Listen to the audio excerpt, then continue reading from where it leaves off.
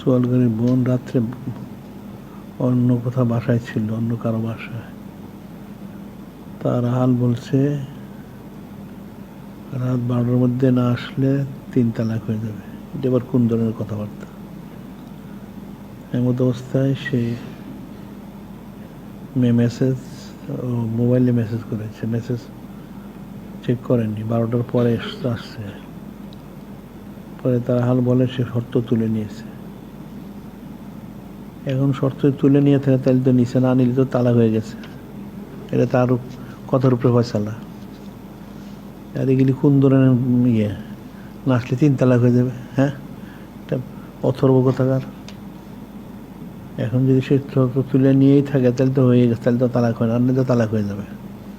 এটা এখন সে সত্য বলে তাহলে তো তুলে নিচ্ছে, তাহলে আর তালাক হবে না, আর তো তালাক হয়ে যাবে।